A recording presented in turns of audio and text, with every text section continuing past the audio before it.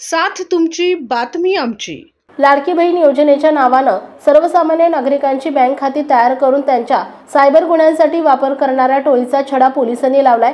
या प्रकरणी जुहू पोलिसांनी आतापर्यंत 4 जणांना अटक केली आहे। या प्रकरणाचा मुख्य सूत्रधार प्रतीक पटेल गुजरातमधील असून तो सध्या फरार आहे। लाडकी बहीण योजना महिलांसाठी असली तरी आरोपींनी तयार केलेली बहुतांश बँक खाती पुरुषांची होती। आरोपी प्रतीक पटेलने त्याची काही माणसं या कामासाठी नेमली आणि बनावट बँक खाती उघडली। अविनाश कांबळे हा या प्रकरणातील एक आरोपी असून त्याला जुहू पोलिसांनी अटक केली आहे। त्याच्या चौकशीतून अधिक माहिती समोर येण्याची शक्यता आहे। लाडकी बहीण योजनेसाठी बँकेत खातं उघडावं लागतं, याच गोष्टीची संधी साधत प्रतीक पटेलने त्याची माणसं नेमली। या प्रकरणात अविनाशसह फाल्गुनी जोशी, रितेश जोशी आणि श्रुती राऊत यांना अटक करण्यात आली आहे। याबाबत फेब्रुवारी महिन्यात गुन्हा दाखल झाल्यानंतर पोलिसांनी टोळीचा शोध घेण्यास सुरुवात केली होती। आरोपी श्रुती राऊतच्या घराची झडती घेतल्यानंतर अनेक बँकांचे पासबुक, बँकांशी संलग्न सिम कार्ड्स पोलिसांना मिळाले।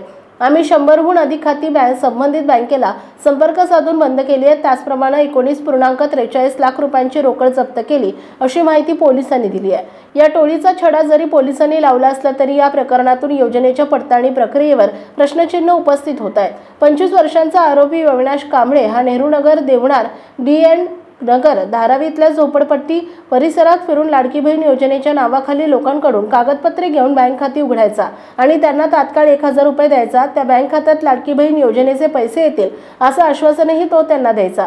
तात्काळ 1000 रुपये मिळत असताना लोकांचाही त्याच्यावर विश्वास बसायचा। अविनाशी बँक खाती टोळीतील फाल्गुनी जोशी, रितेश जोशी आणि श्रुती राऊत यांना विकायचा। प्रत्येक खात्यामागे त्याला 4000 रुपये मिळत होते। हे त्रिकूट बँकांचा तपशील गुजरातमधील प्रतीक पटेल याला द्यायचे। याबाबत फेब्रुवारी महिन्यात गुन्हा दाखल झाल्यानंतर पोलिसांनी या टोळीची पाळेमुळे खणण्यास सुरुवात केली। जुहू पोलिसांनी अविनाश कांबळे याच्याकडे केलेल्या चौकशीत त्यांना अनेक बँक खाती उघडल्याचं निष्पन्न झालं। बँक खाती उघडताना बँकेने संबंधित ग्राहकाच्या पत्त्याची शहानिशा करणं आवश्यक असतं, मात्र बँक ते करत नाही। याचाच फायदा घेत आरोपींनी नागरिकांची कागदपत्रे घेऊन त्यांच्या नावानं शेकडो बँक खाती उघडली, असं जुहू पोलिसांनी सांगितलंय। आपल्या परिसरातील महत्त्वाच्या बातम्या पाहण्यासाठी जय हिंद टाइम्स चॅनलला YouTube वर सबस्क्राइब करा आणि बेल आयकॉन प्रेस करा।